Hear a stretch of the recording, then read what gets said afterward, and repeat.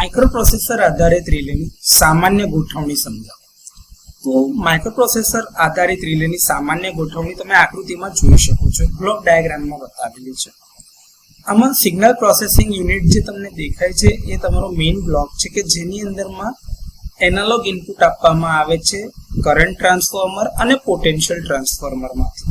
Current transformer અને potential transformer બંને instrument transformer છે કે જેની અંદરથી એક સ્ટેપ ડાઉન કરે છે કરંટને અને એક સ્ટેપ ડાઉન કરે છે વોલ્ટેજને. આમાં જે સ્ટેપ ડાઉન થયેલા સિગ્નલ છે કરંટ અને વોલ્ટેજના એ બંને સિગ્નલ પ્રોસેસિંગ યુનિટને આપવામાં આવે છે. હવે દરેક વખતે આ બંને સિગ્નલ આવે એવું જરૂરી નથી. સિગ્નલ એ રિલે કયા પ્રકારની છે અને એને કયા ઇનપુટની જરૂરિયાત છે એના આધારે સીટી અને પીટી બંનેમાંથી લઈ શકાય.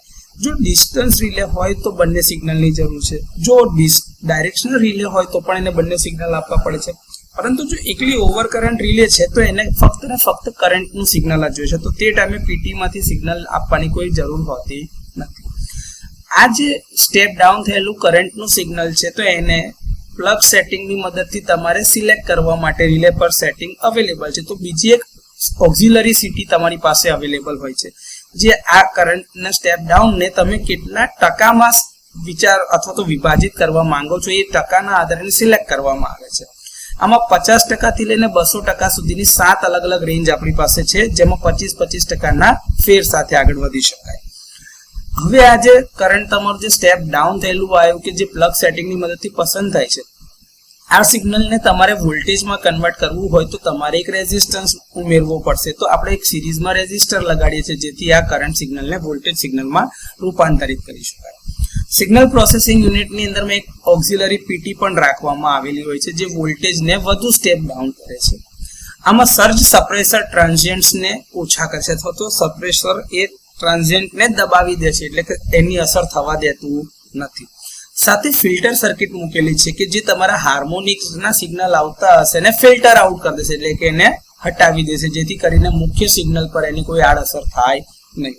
હવે જે તમારું એનાલોગ સિગ્નલ જાય છે તો એનાલોગ સિગ્નલ ડાયરેક્ટ માઇક્રોપ્રોસેસરને આપી નહીં શકાય, કારણ કે માઇક્રોપ્રોસેસર ફક્ત ડિજિટલ સિગ્નલ ઉપર કામ કરે છે. તો હવે આપણું જે સિગ્નલ આવે છે એને મારે ડિજિટલમાં કન્વર્ટ કરવા માટે મારી પાસે A to D કન્વર્ટરની જરૂરિયાત પડશે.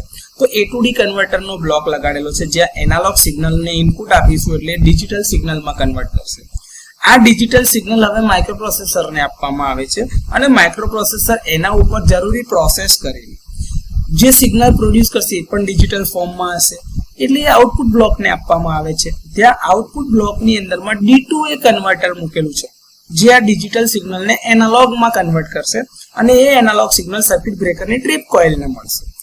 હવે ધારો કે ફોલ્ટ થયો હશે તો માઇક્રોપ્રોસેસર જે સિગ્નલ આપશે એનું મૂલ્ય ઊંચું હશે તો એ આઉટપુટ એનર્જાઇઝ કરશે અને બ્રેકરની ટ્રીપ કોઇલ ક્લોઝ થવાના કારણે એ જે પાથ પૂરો થશે એના કારણે એક ટ્રીપ સિગ્નલ જશે અને રિલે જે તમારો ટ્રીપ કમાન્ડ આપશે તો બ્રેકર જ્યાં આગળ નોર્મલી ક્લોઝ કોન્ટેક્ટ જે ક્લોઝ હતો લાઇનમાં એ ઓપન થઈ જશે અને એના લીધે ફોલ્ટી પાર્ટ અને હેલ્ધી પાર્ટ છૂટા પડશે.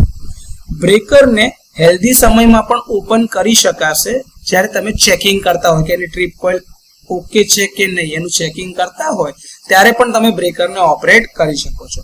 તો આ રીતે માઇક્રોપ્રોસેસર આધારિત રિલેની સામાન્ય ગોઠવણી તમે આ બ્લોક ડાયાગ્રામની મદદથી સમજી શકો છો.